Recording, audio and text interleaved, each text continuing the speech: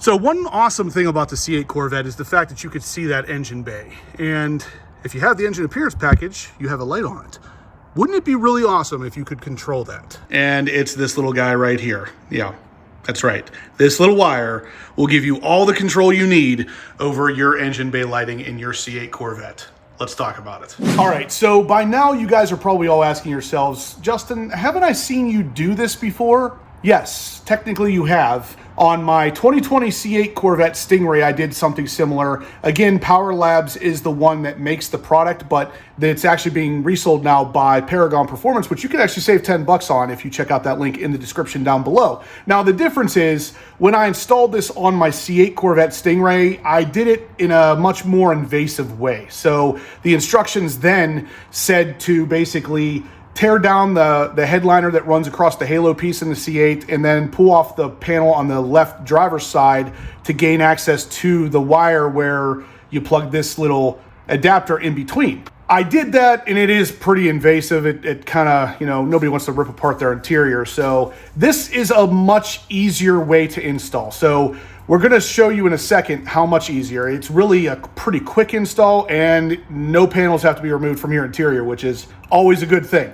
But anyway, guys, like I said, check out the description down below to save yourself 10% on this wire. It's already well under $100. Paragon Performance, of course, always knocking it out of the park. Big thank you to Corey again. Yeah, let's get this install started. We're going to jump in the car and I'm going to show you how to get this thing done without tearing apart your interior. All right, so for install purposes, I have removed the roof just so we have a little bit more light on the interior. The first thing we're going to want to do is move the seat as far forward as possible. So this is going to take a minute, but yeah, we need to get back there.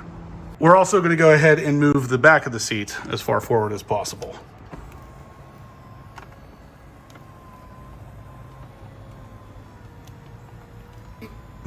Just like that. So with the seat moved forward, we can come back here. Right here is where we want to be. So this trim that holds your seatbelt, we can actually pop this trim off starting back here and basically just pulling. And this is going to give us the access that we need because you can actually almost see the wiring through there, but we'll be able to see it once we remove this. So instead of removing this and then this whole side panel here like we did on my 2020, we can go right in through the seatbelt area. There it is. So you can see the gray connector, that comes apart, and then the new adapter will go in between those two and then clip back together. So it's a lot easier doing it this way versus removing all the interior panels. Like I said, no one wants to do that anyway. That's all you really need. And there's actually a surprising amount of room in here. Like you could easily fit your whole hand in there. First thing we're gonna need to do is actually remove the red clip. So you can see right here, we're gonna pull back on that red clip so we can then separate the two gray pieces.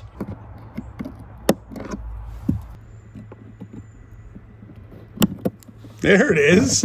All right, so from here, we can put the adapter into place. And you don't want to bend this thing too much, guys. So it says in the instruction manual, push that safety tab down. Yeah. You don't want to bend it in the middle because apparently there's a resistor or something in there you don't want to mess up. So you can bend it a little bit to get it in there, of course, but you don't want to crease it down the center, basically.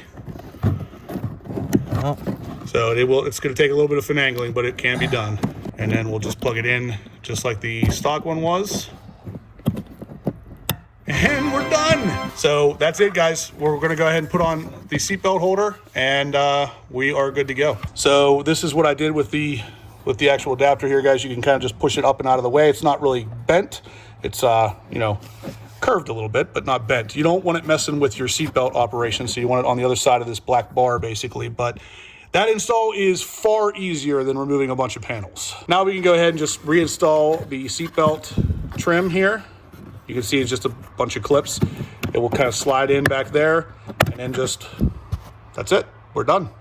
Let's test this thing out. All right, so here we are, guys. It is nighttime now, just so you can see what we're talking about. So that is how it normally operates. And once the door is closed, it'll go kind of fade off.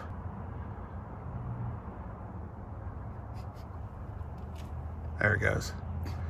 So that's how it normally operates, but with the new module we just installed, I can turn it on and off as I want. So once again, guys, I'll hit the door pad basically to open up the car, and there is the engine bay lighting, which is really awesome, of course.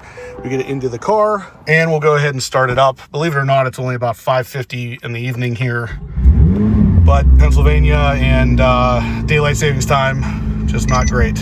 So now what we're gonna do is just come over here and hit the rear defrost button, and when I do, I can hear a relay clicking, and you can actually kind of see it. I'm going to see if you can see it on camera here, because there is a little bit of a reflection. But when I hit the rear defrost, there's the engine bay lighting, off, on, off, on. So it's off normally, and while I'm driving, if I turn that on, yep, my engine lighting is in fact on. Or hit it again, and it's off. So that's pretty much it. Now, I know one of the questions that's going to come up, and it always does, is, well, what does that do to your defroster? It does turn on the defroster. It's not an issue. It doesn't matter even if you were in an area where the glass is 120 degrees. Turning on the defroster does not cause a problem with the glass. A defroster doesn't really actually run that hot, so it doesn't cause any issues.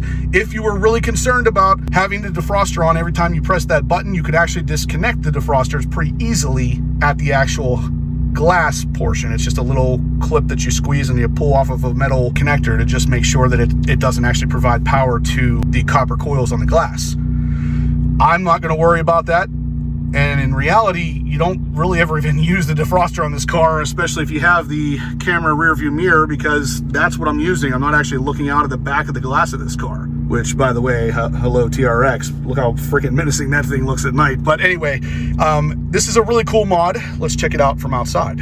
So as soon as you open up the door, the light for the engine bay comes on, but if you watch, as soon as I close the door, the light almost immediately starts to go off.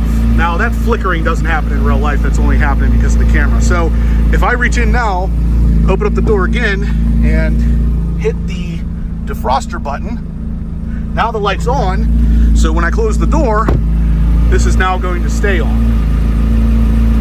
You can see it's not turning off like it did before. So, yeah, at night, you're driving around, that thing's gonna stay on, showing off that beautiful 5.5 liter with, of course, the carbon fiber X brace. I love this mod. There's just something about being able to do easy things like this and maintain stock functionality. I love it. Once again, though, guys, look at that. Look how freaking menacing that thing looks with a little bit of red on it. It's insane. Anyway, guys, that's pretty much gonna do it. One last time, we can just hit this button here. If you listen, I don't know if you can hear that or not, but there is definitely a relay that's kicking on. And when it's on, so is the engine bay lighting. And when it's off, not rocket science here, guys, but huge thumbs up, huge thank you to Power Labs and Paragon Performance for hooking us up with this mod today. It's one of my favorite mods. Like I said, I did it on my 2020 C8 as well, and it works really great on the C8 Z06, the C8 Stingray, and odds are good it will work on the E-Ray as well, and potentially the upcoming ZR1. You know, it's all the same electrical wiring, so definitely check out that link in the description down below. You can save 10% at Paragon Performance. Big thank you to Corey again. He is always hooking us up. If you buy it from the link down below, you can give Corey a little bit of a thanks as well. But guys, if you like this kind of content, if you like the mods, if you like what's going on with the Z06, smash the thumbs up button. Yes, I'm doing a thumbs up here. You can't really see it, but I'm doing a thumbs up. Smash that thumbs up. Subscribe if you haven't yet. And guys, I will catch you in the next upload.